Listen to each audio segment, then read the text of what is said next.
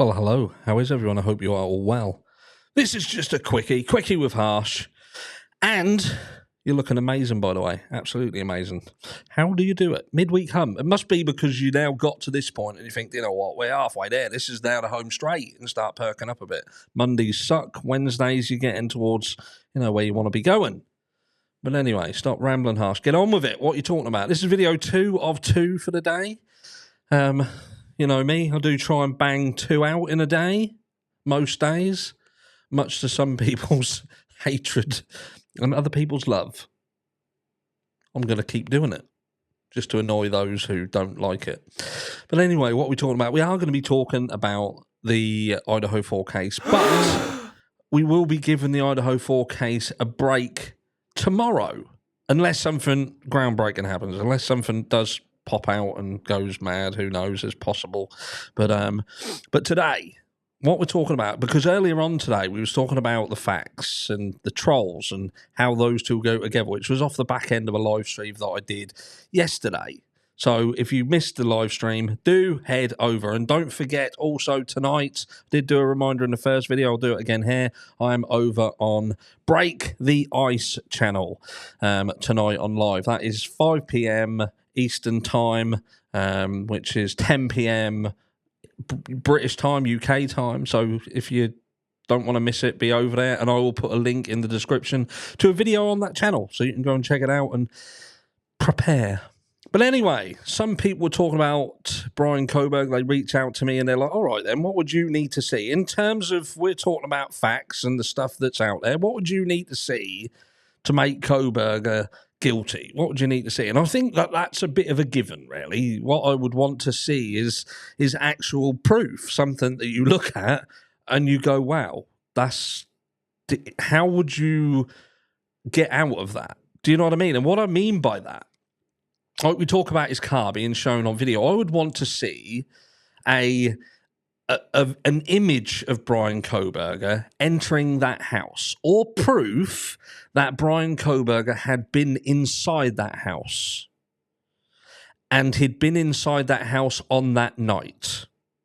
I would also want proof that he is somehow connected to the weapon that was used. Now, I'm not going to say K-bar or anything like that. I'm going to say that they can connect him beyond a reasonable doubt to a weapon that was used in this crime. But there would have to be an absolute link, something that is undeniable connects him to it. I am not naive enough to believe that you can look at someone and think, do you know what, they look normal, but underneath they're an absolute psychopath. I know that. I'm not stupid. I'm not an idiot. I don't look at Bryan Kohberger and think he is absolutely not, it's not possible that he could do it. What I will say is that it's not possible for me to consider he's absolutely guilty beyond a reasonable doubt by just looking at what we've been told so far. There's stuff that's certainly circumstantial, and circumstantial evidence can have people convicted. Of course they can. There's been cases built on this, and there's been punishment served on it. But this is a crime that was so heinous, 4 young lives scrubbed out, 4 families decimated, and another family, the one who at this moment in time is Bryan Kohberger's family as well. They have become victims in the aftermath of this too, as much as the other families. Yes, because of a different circumstance in terms of they haven't lost a child through brutal killing, but they've potentially lost a child who potentially did this crime. And the downside is what we see is that people in the public, people can't forgive that, and it's very easy for them to then punish the sins of the child become sins of the parents and siblings. Do you know what I mean? And it's wrong, but that's just the way society is. But yeah, for me to consider Bryan Kohberger as the person who absolutely done this and to walk away feeling that the right guy's been found, punished, and be happy that he is being punished sufficiently for this crime, I would just have to see things that are undeniable. They are connections that connect him to these victims, connects him to this home. I don't believe that this crime was random.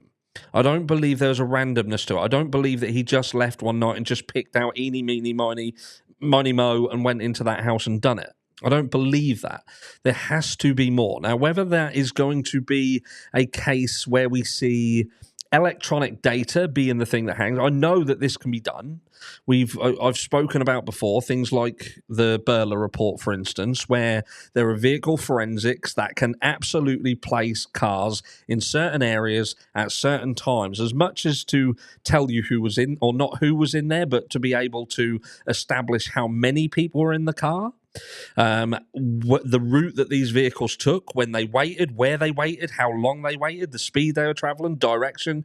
There is so much that you can get from forensics, digital forensics. And that's not only that, but things like computers, laptops, phones, social media accounts, so on and so forth. We know all this. We are living in a society where you can't go nowhere, say anything. If you're talking about pizza, you can guarantee that within 5-10 minutes, you'll be getting emails about pizza delivery.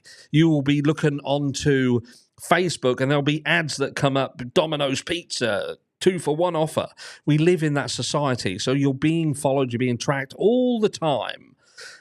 And with that in mind, I think to myself, if Bryan Kohberger wasn't trying to cover his tracks and he was just operating in a normal, everyday world, then there would be record of him. And I guess the biggest thing for me is the phone being switched off during the time of the crime. I find there's a bit of a conundrum with that, because equally I feel that it's not proof of him being somewhere because his phone doesn't ping in a certain area, that his phone wasn't transmitting. That's not really proof of anything. But if we consistently see a pattern where he is disappearing at times when, on the contrary, he can be proven to be somewhere, then there is an issue. And again, if they can prove beyond a reasonable doubt that he was indeed watching one or two of these victims consistently, then again, I feel that that would then be enough for me to think, do you know what? But we don't have that yet. We don't have that yet, but I just wanted to put that out there and say I'm not against Bryan Kohberger being guilty. I just need to see more, and that is what I need to see. I need to see evidence that just makes you step back and say, do you know what? It's going to be a hard task to get yourself out of this. And for me, at this moment in time, it just doesn't exist yet in my world. Let me know down below where you are. What would you need to see? And have you seen it yet? I'll catch you all tomorrow.